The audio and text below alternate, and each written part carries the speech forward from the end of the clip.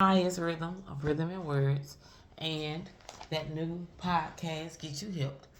And I'm here today to talk about popularity. First and foremost, I'm a poet, so I'm gonna say a poem about popularity. It never really occurred to me the price people are willing to pay for popularity, acting maliciously with a vulgar personality, and not really caring what the outcome because they no longer living in reality. They are chasing the bag and they want to be seen, and their lines of good and bad have been slurred, so they living in the in between. You know, where your bad becomes your good and your nice becomes mean. Popularity has got you puffed up and everything has become obscene. That thing called popularity, it's gonna come with a cost. You gotta pay to be the boss. Yeah, you're popular, but your integrity has to go. Along with the meekness, gentleness, and temperance, they leave slow. Now, when the natural you leaves, yes, your popularity will grow, and you think you being cheered on by fans, but in reality, it's a no. Those people will laugh at you, and your reputation suffers the blow. But popularity was the goal, and you got what you want. Now the pressure is riding you, and the bad comments they taunt. The money was good, but the hate now haunts. Popularity looked cool, but it's really a fool's paradise. There is no one to blame. You gave a self sacrifice. Thank you. You have to love you, and sometimes you just have to get therapy. And I don't think all popularity is bad. Sometimes some people use their platform for a good thing. Some people use their platform for the right thing. I mean, the bad things, they make fun of people, and some people make fun of themselves, and sometimes they end up hurting themselves. I've heard of popular people, just people I know, people I grew up with that committed suicide because even being the rich kid or who had all the friends, it wasn't good enough. Or the Richard Pryor story alone, that was a really kind of sad story. If you haven't read it, I suggest you to just look up the Richard Pryor story. Just a summary. You think that when you get to the top, it won't be lonely, but the drugs and the people, it doesn't touch that feeling on the inside that you really want touched. And Richard Pryor ended up setting himself on fire. And through his healing time, everybody left. He went through it alone, except Jim Brown. Jim Brown was there to help him change the bandages. When you hit rock bottom or you go through something really difficult in your life, it reveals who really has your back. And unfortunately, sometimes it's not even family. It reveals who really messed with you because a lot of people will still lie. But what can you do? You just have to keep on going. Okay, let's go back to the popularity. I looked this up in the on the dictionary and on the internet. Popularity is the state of, or condition of being liked, admired, or supported by many people. Research shows those who are well liked are happier, more successful in their jobs, and even physically healthier. Popular comes from the root word populus, which is a Latin word that means people. Anything that is popular is liked by many people. So if you're popular, you're a well liked person.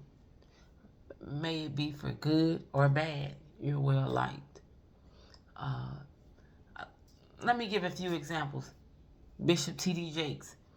He's liked because he inspires, he encourages, he gives the word of God to some.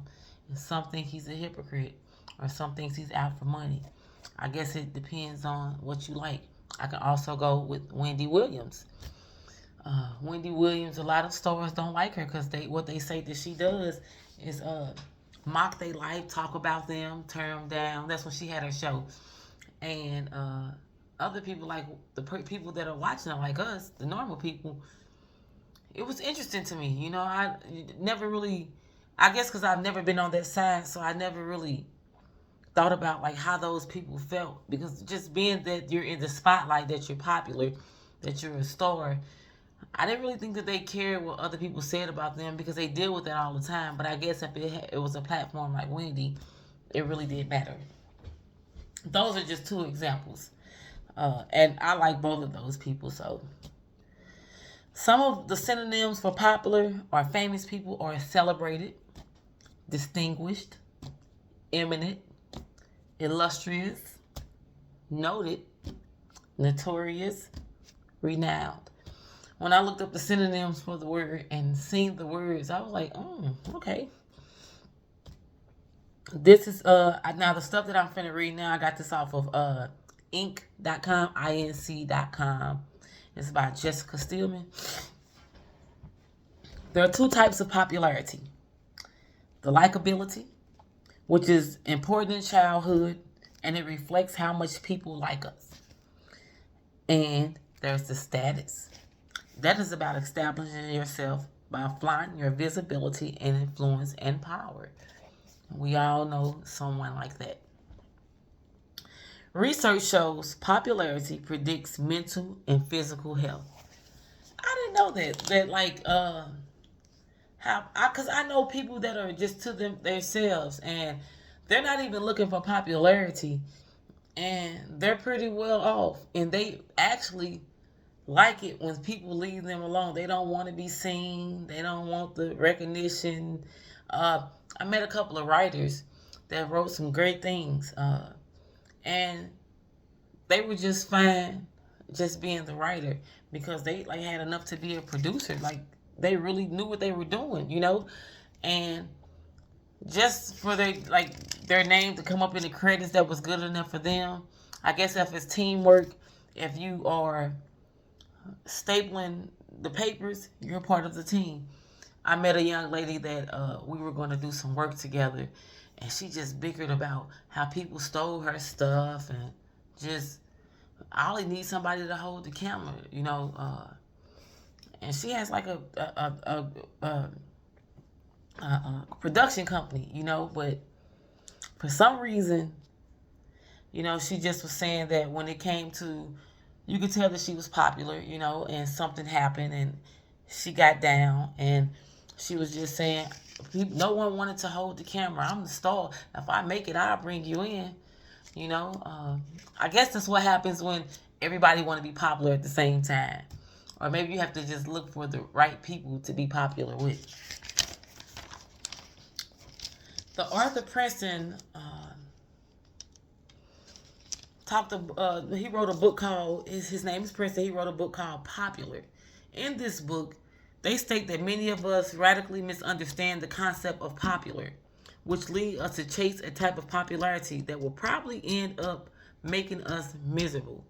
How many times have you seen a platform start and then it ended, you know, just out of nowhere?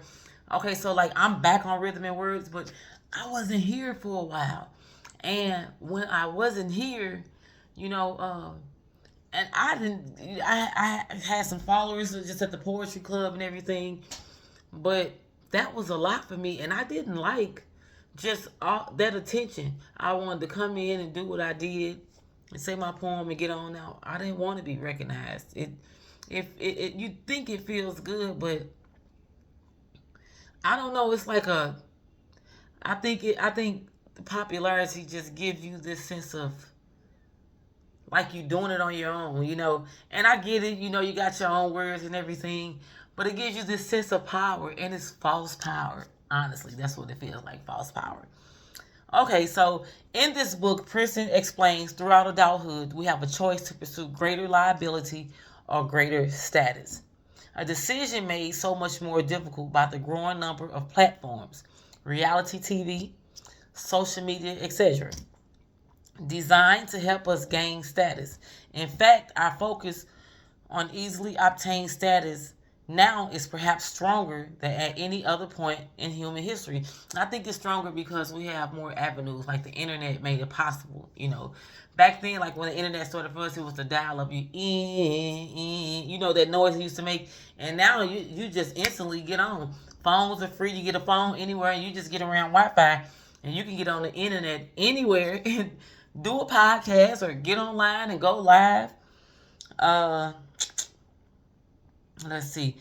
They say that's a problem, however, because unlike the positive outcomes associated with high likability, research findings indicate that having high status leads to later aggression, addiction, hatred, and despair.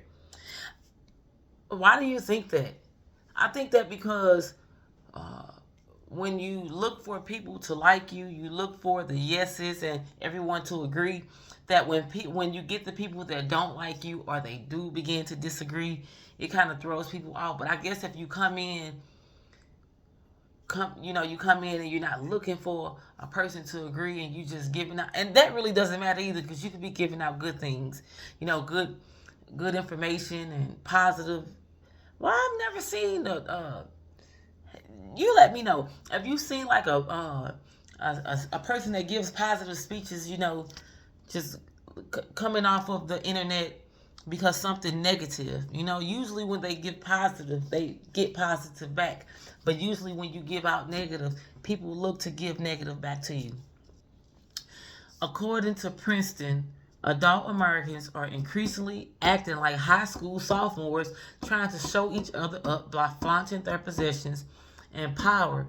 But over time, this status game serves us from meaningful connection with other people. That's insane. I think the most insane part of that to me is the adult Americans are increasingly acting like high school sophomores, trying to show each other up by flaunting their possessions and power. Adults. I get that. You get the internet, someone butt crack showing, and the lady in there, she taping it like, I can't believe she doing this. Or somebody feet crusty, or they're not up to their standards, and they're taping them and they're making fun of them. I've seen it. Psychology is assured that humans desperately need close relationships to thrive, to be happy. I don't think that's good. You remember when the internet shut down? Not the internet, but Facebook, like the social media sites. People went crazy. And everywhere you go, you hear people, your Facebook work? Because my Facebook ain't working. I heard that everywhere. But what that did is make me step back from Facebook. I'm like, man, I think we're too addicted. Even like with the cell phones, because you don't really remember phone numbers or anything like that with the cell phones. Because like you just put the number in, you can press 1 and you can call, instead of just remembering someone's number. The only numbers I really remember is my oldest daughter, my youngest daughter, and my mom's. Because my mom done had this number forever, and the number that we grew up having as kids, I remember that number because we had it for years.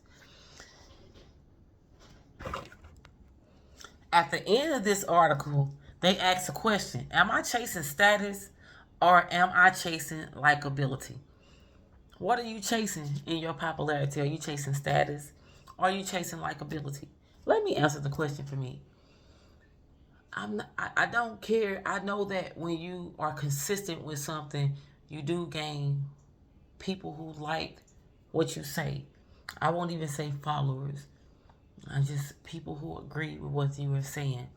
And I think that what I'm chasing is, let me see. I have to figure the word out. It's accountability. Like, are you accountable in what you do? Or you dealing in reality? Because you see so many people on social media crashing out. Women just letting it all out. Or men letting it all out, fighting. And reality TV is kind of crazy because they got these grown women, especially a lot of grown women on there that are popular, but how they play themselves as fighting and cursing and belittling the other woman. What's wrong with being the bigger person? And with my platform, I want to show adulthood. I want to show growth. I want to show leadership, because in life, we make bad decisions. We all have made bad decisions. We all have done bad things. And I had to deal with a lot of regrets, but I had to grow from those things. So with this platform, I'm just looking forward to share good information.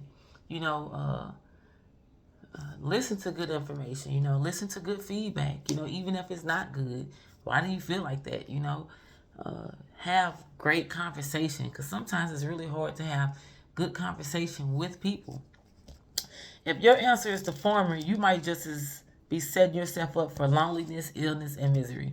This is what these psychologists say, that if that's your answer. Well, what do you think about popularity? What are your likes and dislikes about popularity? Have you suffered some things trying to be popular? Have you lost some things trying to be popular? I seen this one popular YouTuber. I think she started on Facebook, but a young lady tried to kill herself, and she married, and she had to take a step back. I send prayers up for that baby, because it's already hard, and no one knows what she went through as a child, and no one knows what it could have done for her as an adult. But also, you know, how it became overwhelming. You don't know until you walk in those shoes. I just say that when people are seeking popularity, they need to surround themselves with good people. People that will tell them the truth, because a lot of times when you're popular, people will surround you that do not have your best interest. They'll say what you want them to say, that you're going to, because you won't just, some people just want yes men. I don't want yes men around me. I want someone to say, you know, to pull my coattail, like, no, that's not right. You shouldn't talk about people like that, or you shouldn't do things like that. I want people to be around me and like, no, let's not do that. Let's try something different. Because I hold myself accountable. But as my friend, I want my friend to hold me accountable as well. You know, I think that's good friendship. Like when a friend will tell you the right thing, you know. And popularity shouldn't be everything. But to some it is. Anywho, I wish everyone the best. And I enjoyed this podcast. Talk to you later.